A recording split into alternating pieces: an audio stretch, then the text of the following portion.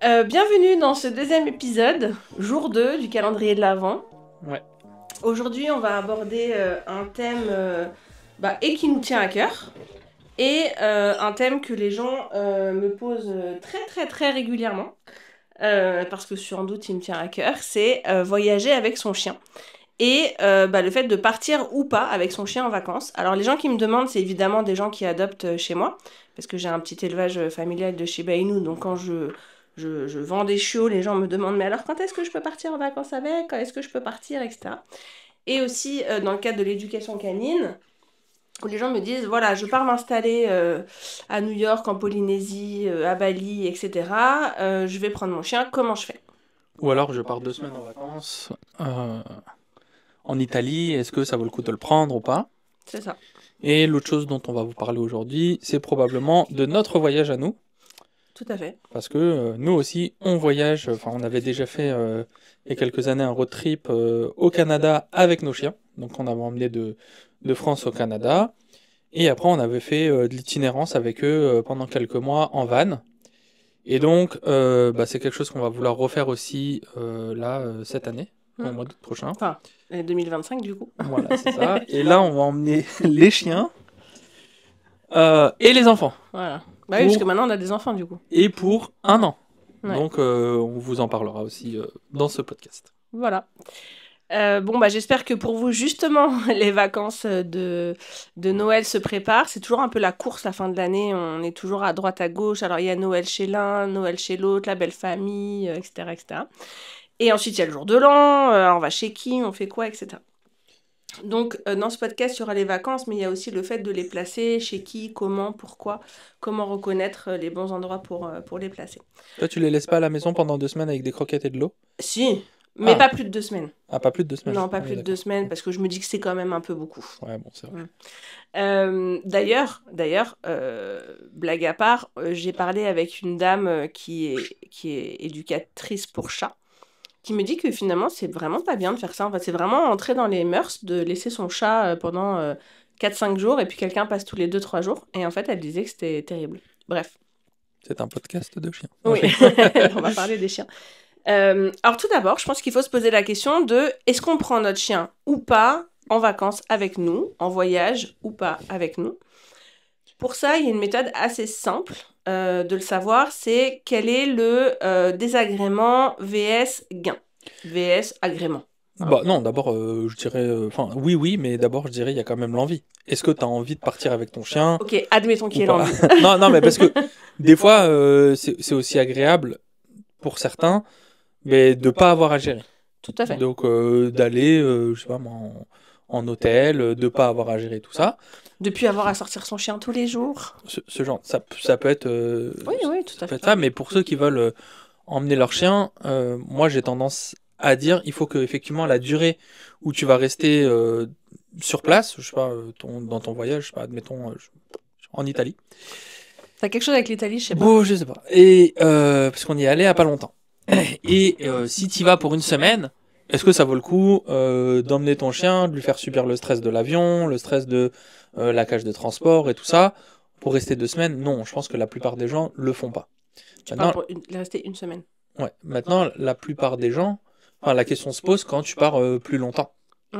Quand tu pars plus longtemps, ou alors que c'est pas très loin, par exemple, et aussi ce que tu fais pendant tes vacances. Bah, typiquement, on est parti en Italie, du coup en Sicile.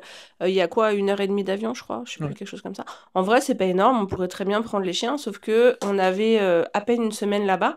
On savait qu'on allait beaucoup, beaucoup visiter. En gros, on allait partir le matin, revenir le soir, dans des endroits où on pouvait pas forcément les emmener. Si c'est pour les emmener et qu'ils restent à la maison, dans un endroit, enfin à la maison, du coup, pas à la maison, mais dans un endroit qu'ils connaissent pas, je sais pas combien d'heures tout seul par jour, je vois pas l'intérêt de leur faire subir l'avion pour ne même pas aimer ça. Par contre, si je partais par exemple, alors c'est pas le cas, mais admettons que j'ai une maison en Corse, ok, et que j'y vais à chaque vacances et que je sais que mon chien va me suivre partout, va aller dans le maquis, va aller à la plage. Oui, là, ça peut valoir le coup, surtout s'il est déjà habitué à l'avion Et que tu restes et quelques que j'y temps. reste quelques temps. C'est sûr, si j'y vais 3 jours, ça n'a pas beaucoup d'intérêt. Donc, Oui, et effectivement, c'est dans le cadre où on balade, enfin, où on voyage en avion. Si on y va en van ou si on y va en voiture, Bon, c'est pas pareil, là tu peux Exactement. l'emmener plus facilement. Mais tu Exactement. vas moins loin. Parce que l'avion, c'est quand même un stress énorme pour le chien. Alors, il y en a qui voyagent beaucoup et qui sont habitués, il n'y aura pas de souci. Mais malgré tout, l'avion, c'est quand même un sacré événement quand même pour le chien, quoi. Donc, il faut vraiment se poser la question de combien de temps je reste sur place et qu'est-ce que je compte faire sur place aussi. Quand on est parti à New York, justement, là, il n'y a pas très très longtemps, je voulais vraiment, vraiment emmener mes chiens. Mais ce qui m'a convaincu de ne pas le faire, bon, c'est Abdel, évidemment. Mais il m'a dit quelque chose de très juste. Il m'a dit, oh, mais qu'est-ce qu'on va faire toute la journée? Et c'est vrai que on a beaucoup marché, on a pris énormément le métro. Alors, les miens sont habitués au métro, les nôtres sont habitués. Mais est-ce que vraiment ils vont aimer? Oui, et Pas nous, sûr. on a quand même 3 chiens. Et on a 3 chiens et Alors, 2 enfants. niveau logistique, moi je veux bien les emmener où tu veux, mais pas pour 3 semaines. Tu vois. Ouais, 3 semaines en ville, c'est compliqué. Maintenant, si on était parti 3 semaines, je sais pas moi, dans les parcs ou dans des endroits comme ça, c'était totalement différent déjà la question qu'on allait se poser. Ensuite, il y a la durée de l'avion. C'est-à-dire que quand on fait justement un voyage en Corse ou en Italie, c'est 1 heure et demie. Oui, C'est pas pareil. oui, mais il faut quand même rajouter souvent le temps de chargement. C'est-à-dire que ça dure jamais 1 heure et demie. Non, Ça dure le temps de chargement et le temps de déchargement. oui, Donc tu peux facilement... doubler, bah oui, facilement, tu peux rajouter 1 heure avant, 1 heure après, bien sûr. ou 3 quarts d'heure minimum. Mais encore là, tu vois, pour 1 heure et demie, ça va. Mais quand ton vol, il fait 10 heures, ça veut dire que ton chien, il est en cage pendant 12 à 13 heures. Bah nous, typiquement, quand on est parti du coup au Canada, on partait 1 an. Évidemment qu'on allait emmener nos chiens, on n'allait pas les laisser 1 an. C'était un vrai voyage, enfin on changeait de... C'est comme si on déménageait quoi. Euh, on avait fait Paris-Montréal, c'est combien Paris-Montréal? C'est 7-8 heures, je crois. 7-8 heures. Ouais. Et en tout, j'avais calculé qu'ils étaient restés 10 heures. 10 heures et quart. 10 heures et quart Oui. dans la caisse. Donc, c'est-à-dire le moment où on a scellé la caisse et au moment où moi, j'ai ouvert pour les sortir, il s'est passé 10 heures, 10 heures et quart. Pour un voyage de 7-8 heures. Donc, on peut aussi se dire que quand on part 7-8 heures, c'est plus. Exactement, le chien est en cage beaucoup plus longtemps. Et d'ailleurs, donc en parlant de cage, est-ce que tu peux nous dire comment tu t'y prends pour faire voyager un chien en avion? Alors, il y a plusieurs choses à faire quand on veut. Alors, admettons qu'on ait pris donc la décision. Ok, c'est cool, on l'emmène. Yallah, on y va. Ça se fait pas comme ça, du jour au lendemain. J'ai déjà un conseil à donner à toutes les personnes qui ont un chiot. Moi, je trouve ça bien de les habituer à des cages. Alors, maintenant, il y a des cages super fancy sur Insta. Des gens qui les customisent et tout, c'est super joli. C'est pas comme nous à l'époque, on avait le vieux Vari là, dans notre 30 mètres carrés. C'était trop moche. Maintenant, il y a des choses plus jolies. Mais quand bien même, je pense que il faut les habituer des tout petits à être dans des endroits un peu fermés comme ça. Donc, des cages. Sauf qu'on ne va pas le fermer. Le but, c'est que ça fasse comme un terrier. Et ça peut être aussi quelque chose en, en léger, quoi, en pliable, ce qui va être leur safe spot. Donc, à partir du moment où on met ça en place à la maison, c'est un endroit qui n'est jamais fermé. Le but, c'est pas du tout les enfermer dedans, bien au contraire. Parce que ça peut faire peur, hein, la cage. On peut dire que c'est un peu coercitif d'enfermer son chien en cage. Ouais, C'est un peu une prison. complètement. Moi, c'est ce que je pensais hein, au tout début, quand on me parlait de la cage, c'était non et tout ça. Et en fait, j'ai appris à le voir de façon différente, c'est-à-dire que à partir du moment où ton chien a le choix d'y entrer et d'y sortir quand il veut, c'est-à-dire qu'il peut en sortir à demande et qu'il n'est pas obligé d'y rester, et ben c'est pas très grave quoi en fait. C'est un peu comme s'il avait une niche C'est ça. et en fait c'est juste que cette niche-là est une caisse de transport qui va vraiment du coup nous aider pour les voyages. C'est vraiment un outil. On n'est pas aux États-Unis où ils sont trop cash pour tout, la propreté, Ouais. l'absence, Oh, les chiens restent dans des Ils cages, vont, des ils vont fois au toute la travail, journée. ils vont au travail et laissent le chien dans la cage toute la journée. Je Genre, trouve ça non, tu vois. hallucinant. Donc non, non, le but c'est de le laisser ouvert justement, ce vari ou cette cage, et que on se donne une règle, c'est dès que le chien est dans sa cage, dans son vari, on ne va jamais l'y déloger, jamais, pour aucune raison que ce soit. Parce qu'il faut qu'ils comprennent que justement cet endroit-là, c'est ok, là, c'est un peu maison magique quand on est Ouais. petit. Tu sais, on Ils joue à sont- chat et là on fait maison magique, c'est-à-dire personne ne peut nous attraper. C'est exactement la même chose. En fait, qu'est-ce qui se passe, c'est que Évidemment, il y a des fois où, on va chez le vétérinaire. Il est parti dans sa cage, comment je fais? Je vais pas rater le rendez-vous chez le vétérinaire. Simplement, on ferme la cage avant qu'il y rentre, Avant de courir après. avant de courir après, Ouais, en amont. tu nous parlais de safe spot, donc c'est en fait le principe, c'est de se dire que quand votre chien il est dans dans ce vari, c'est un peu comme si c'est plus votre chien, c'est votre coloc. Ok, vous n'avez pas le droit de le sortir manu militari, même quand vous jouez avec lui et que vous lui courez après à peu près dans la maison pour l'attraper et jouer avec lui, quand il rentre dedans, c'est comme si c'était pouce. C'est ça, c'est pouce. Tu peux pas le toucher, tu peux l'attirer dehors, tu peux faire te rouler par terre pour qu'il en sorte si tu veux, mais dedans, il doit comprendre avec des petits jeux, en mettant des friandises dedans, que quand il est dedans, personne au monde ne peut aller le chercher. Et en fait, du coup, ça va lui le conforter à se sentir bien à l'intérieur. Et comment on voit qu'il commence à se sentir bien à l'intérieur et qu'il aime cet endroit-là, c'est quand il commence à aller y dormir ou aller se mettre en retrait des bruits de la maison ou quand il y a beaucoup d'invités de lui-même. C'est-à-dire que quand il recherche un peu de calme, et ben de lui-même, en fait, il va se mettre dans son truc et il sait que là, il est tranquille. Souvent, nous, ce qu'on avait fait, c'est qu'on avait mis une petite table basse sur notre vari Ah oui, ouais. pour un peu, ou un linge pour cacher un petit peu, pour que ce soit vraiment un petit cocon, un bon tapis à l'intérieur ou un bon coussin. Un panier, Et ouais. vraiment, le but c'est que ce soit confort. Vous pouvez même mettre des petites guirlandes lumineuses dedans si vous voulez. Mais voilà, le but c'est que ce soit agréable et que quand le chien est dedans, par exemple, je veux lui couper les griffes ou je veux faire n'importe quoi, quand il rentre dedans, je peux pas aller le chercher. C'est ça. Et les petits exercices dont vous parlez, Abdel, ils sont très importants parce qu'on va voir après, on va expliquer un peu le processus d'habituation à la cage. C'est que par exemple, dans le jeu, on va jouer avec eux, un peu à les attraper. Vous savez, quand on joue un peu à un chat avec son chien, là, on fait exprès d'être à côté de la cage pour que lui, il rentre naturellement. Et nous, hop, on se stoppe. Il faut que ce soit un peu grossier comme mise en scène. Surjoué. Pour que vraiment ils comprennent que, ah ouais, là, en fait, elle vient jamais me chercher. Alors là, ça le dérangeait pas, il était dans le jeu. Mais ça va lui permettre de le comprendre. Ensuite, il y a des choses à faire assez régulièrement, c'est de mettre des friandises, mais pas quand lui, il nous voit. Moi, ce que je veux, c'est que ce safe spot, cette cage, ce vari, il soit le terrain de pouce des knackis. C'est-à-dire que de temps en temps, il y a un air de bœuf. De temps en temps, il y a une oreille de porc. De temps en temps, il y a des knackis. De temps en temps, il y a du fromage. Et en fait, il va se dire, mais c'est un endroit magique, c'est un endroit fabuleux, ce truc. Donc ça, c'est premier point. Deuxième point, jouer au quotidien comme on vient de vous l'expliquer. Et troisième point, des séances d'éducation. C'est-à-dire que là, on décide, on programme des séances où on va progressivement l'emmener à aller dedans. Parce que ne vous attendez pas à ce que dès que vous posez la cage, le chien il rentre dedans. Non, c'est pas forcément aussi facile que ça. Mais on va l'y amener progressivement en jetant des friandises dedans. Par contre, une règle indispensable, c'est qu'on ne referme jamais, jamais, jamais la porte tant que le chien n'a pas associé cet endroit-là comme quelque chose de formidable. Et on le force jamais à entrer. Et on le force jamais à entrer. C'est pas, tiens, je te mets dedans, je te donne des knackis. Non, là, ça va pas marcher. Exactement. Et est-ce que tu pourrais nous décrire justement les étapes qu'il faut respecter dans un plan d'entraînement qu'on pourrait faire pour que le chien aime le vari? Mais ce qu'on pourrait faire dans un premier temps, c'est mettre la cage au milieu du salon. On va toujours donner une friandise en premier à son chien, c'est un peu un échantillon pour qu'il sache un peu pourquoi il va travailler. Donc moi j'aime bien donner ce qu'on appelle un sample. Et ce qu'on fait après, c'est que juste on laisse la cage ouverte, on jette une friandise dedans au début pour un peu initier le comportement, pour qu'il commence à y aller. Et ce qu'on va faire, c'est que à chaque fois il rentre et puis il a l'occasion de pouvoir ressortir dès qu'il veut.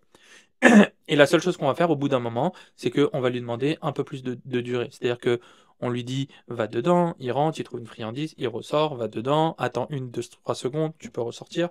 Et puis petit à petit, on augmente le temps dans lequel on lui demande de rester dedans. Ce qu'il faut savoir, c'est qu'il ne faut pas voir le temps comme quelque chose de linéaire. C'est-à-dire que j'aimerais pas qu'on lui dise reste 1 seconde, et puis là la fois d'après c'est 3, puis la fois d'après c'est 10, puis la fois d'après c'est 30, mais il faut voir le temps plutôt comme quelque chose d'élastique. C'est-à-dire qu'au début on demande 1 seconde, puis après on va demander 3, puis après on va demander 2, puis après on va demander 5, puis après on va demander 1, puis après on va demander 7, que globalement ça augmente, mais que ce soit entre chaque répétition, il y ait pas de linéarité. plus facile pour que le chien ne se décourage pas. Parce qu'en fait, qu'est-ce qui peut se passer là-dedans? C'est que le chien se dit, bah, en fait, c'est toujours plus difficile, je m'arrête là. Là, j'en ai un peu marre, je vais pas plus loin. Le but, c'est à chaque fois de le remettre dans une zone où c'était vraiment super facile. Quand on fait des exercices un peu difficiles, dès qu'on a un truc plus facile, il y a de la dopamine qui arrive dans le cerveau en disant, hey, c'est cool en fait. Donc, c'est un peu le but. Donc, donnez-vous des objectifs. Mais comme dit Abdel, voyez-le vraiment comme des élastiques, c'est-à-dire c'est pas mon point c'est 15 minutes, aujourd'hui je vais monter toutes les 3 secondes. Non, C'est ça. c'est pas possible. Et puis quand on arrive à peu près à 30 secondes, mais là on sait que le chien il est plutôt à l'aise. Ce qu'on veut c'est que il soit volontaire pour y entrer, qu'il ait l'occasion de pouvoir se soustraire de la cage s'il n'a pas envie. Et puis une fois qu'on arrive à peu près à 30 secondes, le chien aime bien. Mais là on peut prendre des poignées de friandises entières et puis les jeter comme tu disais un peu de temps en temps à l'intérieur pour que le chien aime y entrer. Voilà. Dans l'idéal, vous avez déjà prévu ça un peu longtemps avant de votre voyage parce que ça se fait pas en 2 jours. Il faut quand même un peu de temps. Bien sûr, si vous avez que 2 jours, bah, vous allez avoir que 2 jours. Mais dans l'idéal, c'est quand même d'avoir un peu plus de temps parce qu'il faut que dans le quotidien, il aime ça. Ensuite, on va commencer à travailler le fait de fermer la cage. Oui, on peut commencer après à fermer la cage 1, 2, 3 secondes. Et aussi, ce qu'on peut faire aussi, c'est bouger légèrement la cage. C'est-à-dire Ouais. que une fois que le chien est habitué, pareil, on commence à fermer 1 demi-seconde, on réouvre, on laisse le chien repartir, il peut rentrer, on peut refermer. Et pareil, le temps où on referme la cage, mais c'est en élastique. Donc, Exactement. 1 seconde, 3 secondes, 2 secondes, 7 secondes, vous voyez. Et ensuite, ce qu'on peut faire, c'est commencer aussi, quand la cage est fermée et que le chien est vraiment à l'aise, à bouger légèrement la cage, Mm. juste pour peut-être la porter 1 demi-seconde, puis la reposer, puis la porter, la déplacer En fait, légèrement. simuler ce qu'il va Exactement. vivre dans l'aéroport par d'autres Exactement. personnes dans un lieu un peu stressant. Exactement. Et après, bah, vous pouvez aussi, de temps en temps, prendre, pas tout le temps, mais de temps en temps, pour l'habituer, prendre la cage, la mettre dans le coffre de la voiture, le faire monter dans le truc et aller faire quelque chose d'agréable. Par exemple, aller En au balade en parc forêt. ou en forêt. Et donc, ça peut créer chez le chien le fait de lui dire, ah, quand on va déplacer la cage pour aller, c'est toujours pour aller à un endroit agréable. La prenez pas, par exemple, pour aller Chez le chez le vétérinaire. vétérinaire. Ouais. Ou en tout cas, si jamais vous voulez que votre chien soit en cage dans la voiture, changez de cage. Voilà. Parce qu'en fait, l'association avec cette cage-là, elle va être négative. Et prenez du coup cette cage-là pour voyager.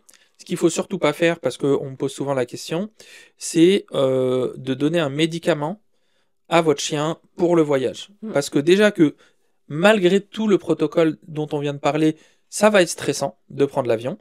Donc le meilleur allié là pour une balade, c'est Un voyage. pour un voyage, c'est d'aller faire une énorme balade pour vider les batteries totalement de votre chien avant de voyager et de surtout pas donner quelque chose qui va faire que, un, il est stressé et deux, il n'est pas en pleine possession de ses moyens. Oui, parce qu'en fait, alors déjà, maintenant, il y a des compagnies aériennes qui refusent de prendre les chiens médicamentés, ou en tout cas, qui ne refusent pas, mais qui déclinent toute responsabilité. C'est-à-dire que, en gros, si votre chien meurt pendant le voyage, bah, eux, ils sont pas responsables parce que vous avez donné un comprimé. Donc maintenant, c'est quand même assez controversé. Ensuite, faut voir aussi parfois les comprimés comme des camisoles chimiques, c'est-à-dire que oui, le chien est pas capable de réagir, il est tout flagada, mais intérieurement, il vit pleinement les émotions et les émotions négatives. Donc c'est pas forcément bien parce que du coup, comme dit Abdel, comme il n'est pas en pleine possession de ses moyens, bah, il va ressentir un stress supplémentaire. C'est ça. Alors... Ensuite, une petite chose aussi que je voudrais rajouter sur l'habituation, c'est 2 choses. Mettez des bruits d'avion. Allez sur YouTube, cherchez des bruits d'aéroport, des bruits de décollage, des bruits d'atterrissage. Si votre chien est à l'aise, vous les mettez fort et vous donnez des récompenses. Si votre chien n'est pas à l'aise, bah, c'est le moment de le mettre de plus en plus fort. Pareil, pas de façon linéaire, mais pour que le chien commence à s'habituer à des bruits qui sont quand même pas très naturels pour eux. Et que, bah, en fait, quand il arrive sur le moment, il y aura plein d'imprévus, il y aura plein de choses nouvelles, mais si on peut les limiter, ces choses nouvelles qui seront potentiellement effrayantes, on met un peu toutes les chances de notre côté. Aussi, si vous utilisez une cage pliable, moi j'adore faire ça, c'est l'espèce de cage qui se zip pour l'entraîner à être dans un environnement fermé. Donc c'est pas une cage qui est recommandée pour le voyage en avion puisque elle est pas rigide, elle respecte pas les normes, mais votre chien sera quand même habitué à être enfermé dans un espace. Et moi, cette cage, je l'emmène partout. C'est-à-dire que quand je vais en expo, je l'emmène. Quand je vais en séminaire, je l'emmène. Quand je vais à l'hôtel, je l'emmène. Quand je vais chez des amis, bon, je l'emmène pas quand je vais pas très longtemps. Mais si par exemple on dort sur place, bah, je vais l'emmener. Oui, quand on prend l'hôtel. Quand on va à l'hôtel ou quand on va chez des gens, etc. Et ça peut être vraiment bien parce que c'est vraiment sa maison. Et il va l'associer un peu dans différents endroits, ce qui va lui permettre d'avoir toujours une espèce de repère. Donc ça, c'est important aussi. Maintenant, qu'est-ce qu'il faut faire avant de prendre l'avion? Bah, comme dit Abdel, fatiguez-le. En fait, le but, c'est que son niveau d'énergie soit le plus bas possible. C'est ça, parce qu'il y aura forcément un pic de stress, tu sais, quand on va charger le chien. C'est sûr. Donc, si déjà il a l'habitude d'être dans ce safe spot, qu'il a l'habitude que là-dedans, il soit conditionné, il est appris que personne ne viendra jamais l'embêter dedans. Ouais.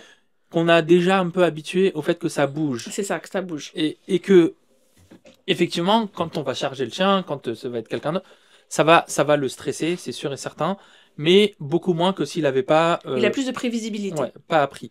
Si en plus il est hyper fatigué, il y a un moment donné où quand on va le mettre dans la soute, au moment de monter, faut bien préciser, pas au chauffeur, mais au pilote, le gars il a cru que c'était un Uber là. Donc faut bien... Flypet.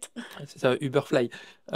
Préciser au mec de bien pressuriser oui, parce qu'ils la le savent. soute. Ouais, ils le savent, quand même, mais c'est quand même en bien vrai... de le dire. Tu le dis parce que t'es stressé. Exactement. Et parce que t'as toujours des légendes urbaines, le gars trouvait son chien congelé oui, c'est ça. par -50. Bref. Bah, nous, quand on était monté dans l'avion, j'étais allée voir l'hôtelière, je dis excusez, je savais très bien que c'était pas possible. Hein.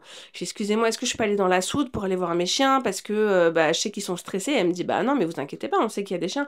Je dis oui, mais je préfère quand même voilà, vous le rappeler pour être sûr. Et elle a rigolé et elle a trouvé ça normal en fait. Demander en montant pressurisé et la température. Exactement. Et à un moment donné, bah, quand il est chargé, quand l'avion a décollé et que le pic de stress il est passé, bah, il y a un statu quo, hein, il y a du bruit, mais il y a un statu quo qui va commencer à se mettre en place. La fatigue se faisant, bah, il va commencer à dormir, et la plupart des chiens dorment. Bah oui, et verront beaucoup moins le temps passer et seront beaucoup moins stressés plutôt que d'halter pendant les 8 heures de vol, quoi. Exactement. Donc, on déconseille le fait de donner des médicaments à son chien. Par contre, des très très grosses balades. Ne mettez pas, de toute façon, ils vont vous le dire à l'aéroport, mais ne mettez pas de friandises dans sa caisse parce que deux raisons. Déjà, on peut pas savoir s'il va pas s'étouffer ou quoi. Je suis pas très inquiète sur ce genre de choses, mais quand même, on sait jamais. Il y a du stress, il y a l'altitude, bon, on sait jamais. Et ensuite, si ça lui donne soif, bah, c'est pas génial d'avoir soif pendant tout le trajet. Si, admettons que même, il y en a certains qui donnent, vous savez, les biberons, là, comme pour les hamsters. Le problème, c'est que c'est cool, il boit, il a pas soif, mais une fois qu'il a envie de faire pipi, comment il fait? Exactement. Donc, surtout si ça dure longtemps. Surtout si ça dure longtemps. Par contre, s'il dort, ben, c'est beaucoup plus facile. La caisse pliable aussi, ça me faisait penser à un truc, c'est qu'on peut aussi l'utiliser dans le train. Souvent, nous, on demande les places à 4. On les a souvent parce qu'on a des enfants, mais du coup, on peut mettre la caisse pliable sous la table et du coup, on peut mettre le chien à l'intérieur. Et du coup, c'est aussi un safe spot. Donc, c'est vraiment bien. Même pour les chiens qui ont peur, un safe spot à la maison, ça peut être un outil de nous, on s'en sert énormément pour aider. Pour les chiens peureux. Pour que le chien puisse se mettre en retrait en fait de lui-même. Ouais, nos clients se reconnaîtront sur le safe spot. En tout cas, voilà, admettons, on doit travailler notre chien. C'est vraiment très important de le faire le plus longtemps possible en amont.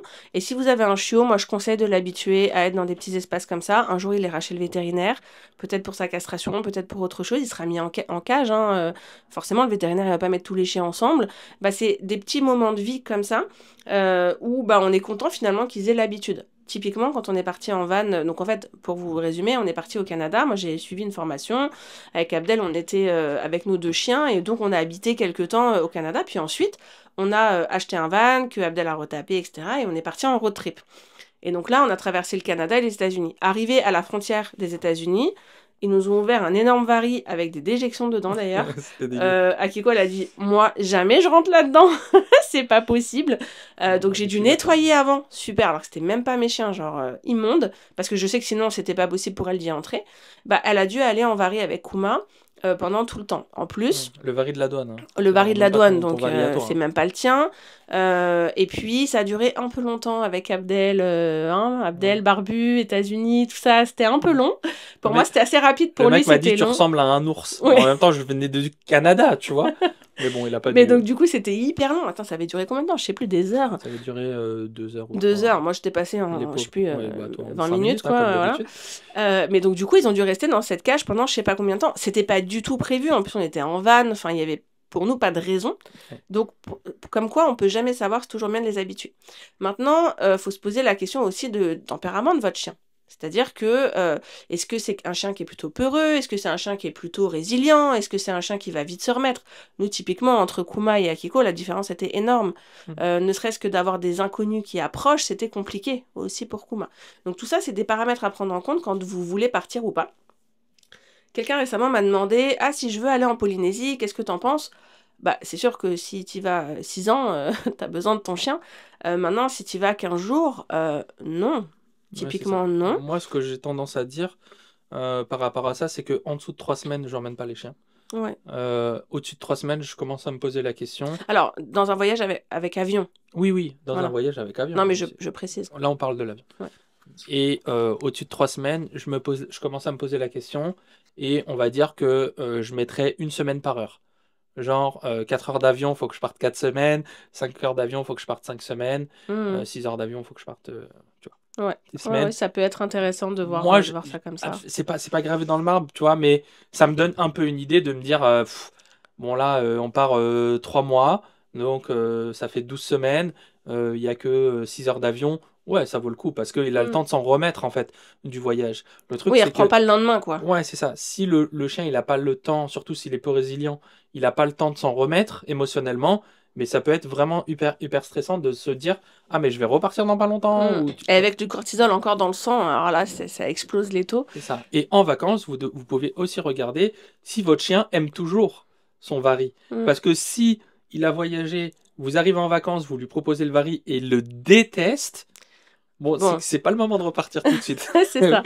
Après, moi, je trouve qu'il y a aussi ce qu'on fait pendant les vacances. C'est-à-dire que faut aussi adapter, tant que faire se peut, si possible, notre voyage, ou alors décider de les emmener ou de ne pas les emmener. Typiquement, quand on est parti à New York, au-delà du fait qu'on prenait l'avion, etc., même quand on est parti en Sicile, est-ce que c'était vraiment sympa pour eux de rester à l'hôtel 7 heures par jour, tous les jours? Ça n'a aucun intérêt. Est-ce qu'on peut les emmener? Est-ce que c'est des endroits qui sont dog-friendly? Est-ce que tout ça, ça peut compter? Et puis, des fois, on adapte. Par exemple, là, on va partir, on a envie de repartir. Donc, cette fois-ci, du coup, il y aura des enfants. Et puis, il y a toujours les mêmes chiens. Il y en a même une qui s'est rajoutée. Donc, maintenant, au lieu de partir qu'avec 2 chiens, on part avec 3 chiens et 2 enfants. Peut-être même 4 chiens, à voir. On aurait aimé... Alors, on avait plusieurs choix d'itinéraire. On aurait aimé faire l'Amérique du Sud. Moi, j'étais vraiment partante pour faire à la base la panaméricaine, c'est-à-dire de l'Alaska jusqu'à la Patagonie. Mais en tout cas, en priorité, tout ce qui est Amérique du Sud, Colombie, voilà, etc.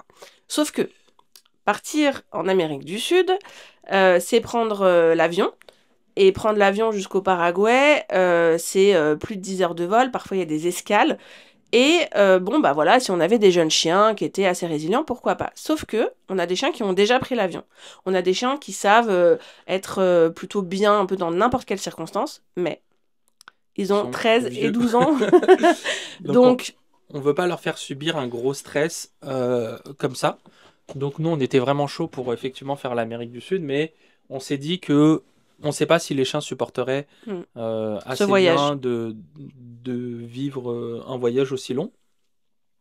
Du coup, on a décidé de changer d'itinéraire et on a décidé de faire les routes de la soie en Ouais. passant par le sud. C'est ça. Donc notre objectif, du coup, c'était d'aller au Japon, Ouais. ou en tout cas le plus proche du Japon, mais au Japon Ouais. en van.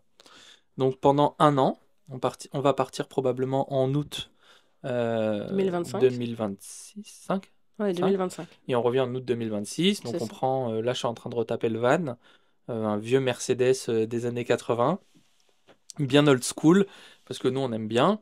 Et le but, ouais, ça va être de faire les routes de la soie. Et on voulait passer du coup par le sud. Ouais. Donc faire tout ce qui est Iran, Pakistan, Inde. Inde, Et puis après, toute toute l'Asie du Sud-Est. Ouais. Et après remonter jusqu'au Japon, en passant par la Chine, puis la Corée du Sud, puis le Japon. C'est ça. Le problème, c'est qu'en ce moment, au niveau géopolitique, l'Iran, c'est moyen. L'Iran, ça se complique. Honnêtement, c'était pas très compliqué avant. Je sais qu'il y a pas mal d'iranophobie en France et en se disant mais quoi, tu vas en Iran? En vrai, non, c'était pas dangereux. Maintenant, aujourd'hui, ce qui se passe avec le Hamas et compagnie, c'est un peu compliqué. On n'a pas non plus envie de prendre des risques inutiles. En plus, le Myanmar, donc la Birmanie, est fermée, donc il faut passer par la Chine. Sauf que en Chine, on n'a pas le droit de conduire sans un guide.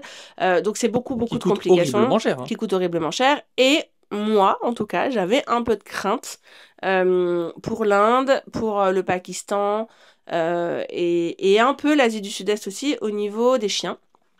De notre capacité à pouvoir les laisser libres le plus possible sans qu'ils se fassent attaquer par les chiens Bah, c'est ça, présents, si on est à etc. New Delhi ou à Bombay, genre la ville est tellement Dense. ouais, c'est ça, que lâcher les chiens, mais ça va pas être Et puis il y a facile. beaucoup de chiens errants. Il y a beaucoup de chiens de in-dog et de Exactement. chiens. Donc c'était un peu l'angoisse aussi. Alors pareil, si on avait que des jeunes chiens, je pense que ça aurait été différent. Là, avec les vieux chiens, on a comme une sorte de Ça faisait d'instinct beaucoup de... protecteur un Oui, et peu. puis ça faisait beaucoup de paramètres. L'Iran, déjà, c'est pas super friendly au niveau de ton chien, donc tu dois beaucoup le laisser en van. Ouais, t'as pas trop le droit. En fait, t'as pas le droit d'avoir des animaux de compagnie, enfin un chien, en Iran. Alors nous, on est des touristes, donc c'est toléré évidemment. Sauf que j'ai discuté avec pas mal de voyageurs, et puis dès qu'il y a des attroupements autour de ton chien, ils te disent va-t'en, et puis grosso modo, ils peuvent te le confisquer et l'euthanasier. Alors bien sûr, j'ai jamais entendu La de moindre histoire. témoignages comme quoi c'est arrivé. Mais ne serait-ce que la possibilité que ça arrive, c'est quand même compliqué. Et puis, on voulait quand même faire tous les stands. Donc, le Kazakhstan, l'Ouzbékistan, le Tadjikistan, et Donc oui, ça, du surtout, coup, c'est au nord. Du coup, on a voilà. décidé de Ça, on faire... voulait le faire au retour. Ouais, mais du coup, on va le faire à l'aller et au retour. Voilà. Du coup, on va passer par la Turquie. Donc, on va aller jusqu'en Turquie. Ensuite, la Géorgie.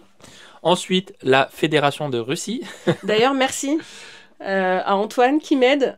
C'est quelqu'un qui a adopté un chiot de chez moi et qui est russe. Et il m'aide beaucoup Donc, dans nos recherches. Donc, merci à lui en il y a tout cas. beaucoup de gens qui nous disent ah mais t'as pas peur d'aller en Russie alors jusqu'à preuve du contraire pour l'instant Ouais. la France n'est pas en guerre contre la Russie, les visas sont toujours autorisés, Ouais. il y a En plein plus, de ils ont gens rouvert maintenant les e-visas. c'est ça, il y a plein de gens qu'on suit qui passent avant nous Ouais. donc Et ça se passe super bien. et ça se passe bien donc Donc voilà, on va pour passer l'instant, par là. en tout cas à l'heure où on vous parle, la Russie c'est plutôt ok. Alors le but c'est pas d'aller faire énormément de touristes, on va pas faire tout le tour, mais juste traverser On va y pour passer aller, 3 fois. ouais, pour aller au Kazakhstan. Parce qu'on va faire Kazakhstan, Ouzbékistan et Kirghizistan. Je pense pas qu'on va faire Tadjikistan et Turkménistan, je pense pas. Non, c'est un peu À plus dur voir, là-bas. c'est un je peu plus trouve. difficile. Mais Kazakhstan, Ouzbékistan et Kirghizistan, c'est des endroits sublimes. Moi, j'ai hâte justement de vivre ça avec les chiens. C'est des grandes plaines. Je sais qu'Akiko, elle va être, oh là là, elle va être comme une malade là-bas. Ça va être magique, je pense. Et puis après, on repassera par la Russie, puis la Mongolie, puis la Russie, puis la Corée du Nord et puis le Japon. Bon, Non, non, pas la Corée du Nord. la Corée du Nord. Oh mon Dieu. Non, justement, on ne peut pas passer par la Corée du Nord, donc par la Corée du Sud. Et ensuite, le Japon. Ce qu'il Tout faut ça ça. pour dire qu'on a aussi adapté en fonction de nos chiens. Enfin, le chien, c'est un membre de notre famille. C'est normalement un membre de la vôtre aussi. Et je dis pas qu'on fait toute notre vie en fonction de nos chiens, parce que eux aussi s'adaptent à nous. Mais à un moment donné, moi, je vois tout ça, toujours ça comme un donnant-donnant. Ils s'adaptent à nous dans notre quotidien. On leur fait vivre peut-être des choses pas très cool. Et ben nous aussi de leur rendre la possibilité aussi d'adapter un voyage, même si c'est un voyage d'une vie. Quand je dis un voyage d'une vie, dans le sens c'est quand même un gros voyage. Bah en tout cas ils font partie intégrante de cette préparation là. Bah, pour Kuma et Akiko, clairement, je pense que ça va être probablement le dernier grand voyage qu'ils vont Oui, faire. Hein. Elle bien a sûr. 13 ans, lui, il a 12 ans. On va compenser le fait qu'il soit quand même. Il y a quand même pas mal de promiscuité Oui. dans un van avec 3 chiens et 2 enfants. Oui. Mais à côté de ça, bah, on va être dans des pays où il y a des grandes plaines, il y a Exactement. beaucoup de liberté. Et du coup, on va compenser le fait de vivre dans un petit Mm, endroit avec des moments où ils sont full lâchés, ils exactement. peuvent faire des kilomètres, bon, peut-être pas des kilomètres, mais vraiment Bah, être avoir en totale vraiment liberté. ouais c'est ça. Et puis on a prévu déjà que tu sais sur les places avant, c'est la place d'Akiko quand on roule pas pour qu'elle puisse ne pas être bousculée parce qu'elle aime pas du tout être bousculée. Nato est toujours contre nous, toujours avec les enfants. Elle se fait bousculer, elle s'en fiche, elle est tout le temps là, même trop là avec les enfants. Des fois les enfants me disent maman, Nato elle est encore trop à côté de moi parce que bon bref. Donc tout ça aussi pour dire que adaptez aussi un peu votre voyage si vous voulez les emmener à votre chien à sa philosophie, alors là, je vais y arriver, à sa psychologie, à comment il va vivre un peu votre aventure. Et le dernier petit point, enfin une petite parenthèse, c'est que aussi il y a des gens qui nous disent aussi est-ce que les stands c'est pas trop dangereux et tout ça. Alors tous les pays qui se finissent en stand se valent pas. Ne sont pas les Il y a une grosse différence entre l'Afghanistan et le Kazakhstan ou l'Ouzbékistan ou le Kirghizistan. C'est des pays qui sont pas très connus, mais qui sont vraiment super ouverts, super accueillants, magnifiques. Une population incroyable et des paysages, mais à couper le souffle, parce que pour le coup, on est parti au Canada et aux États-Unis, dans les grandes plaines, dans les canyons, et en fait, c'est assez fou parce qu'on retrouve un peu cette typologie-là. Oui, surtout au Kyrgyzstan et au sud du Kazakhstan, donc on vous fera plein d'images d'ici là, vous inquiétez pas, on va le documenter, ce voyage, je pense. Oui. Et donc, effectivement... On vous emmènera avec nous. Mongolie. Parce qu'Abdel, il stresse un peu de l'hiver en Mongolie. Physiquement, génétiquement, c'est compliqué pour lui. Je m'appelle Abdel, donc génétiquement, je suis fait pour le soleil.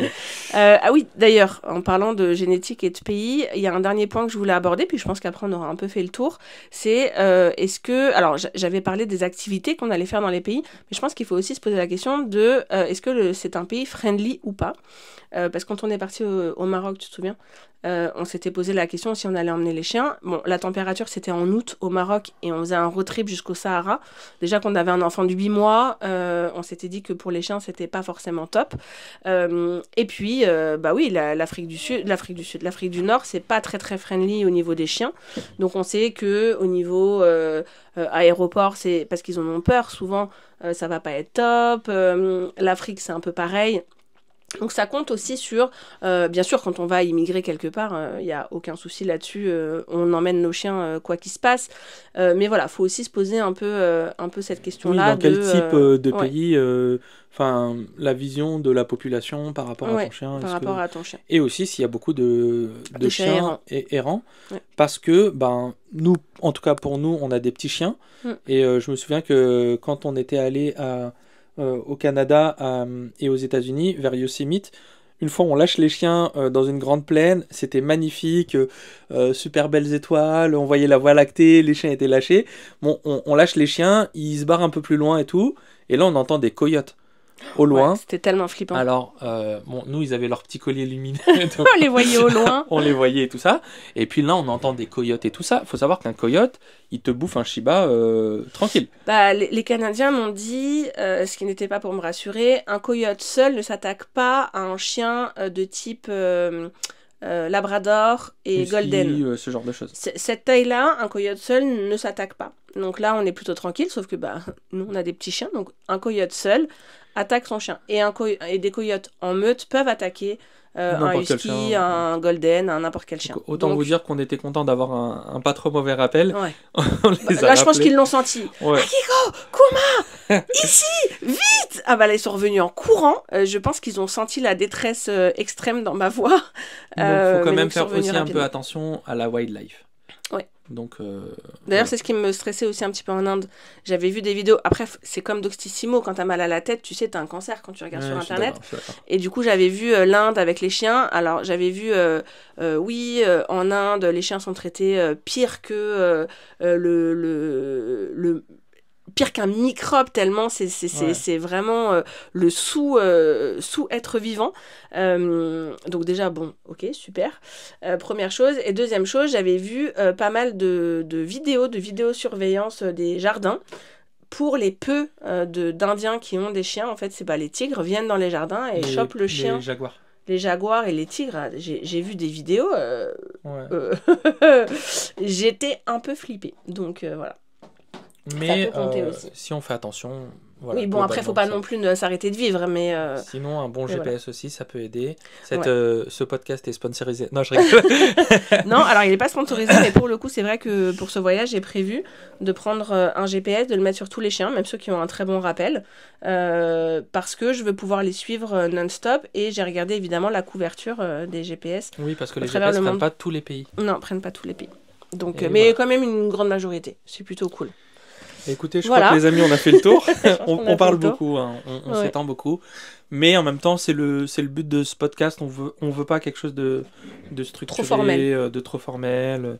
ou de lire nos notes, on parle comme si on était tous ensemble. Voilà, du coup, si ça égaye votre balade avec votre chien, votre trajet en voiture, en métro, ça nous fait plaisir. Et donc, comme dirait Margot, like, partage et abonne-toi. Voilà, et à demain. Et à demain. Ciao. Ciao, ciao.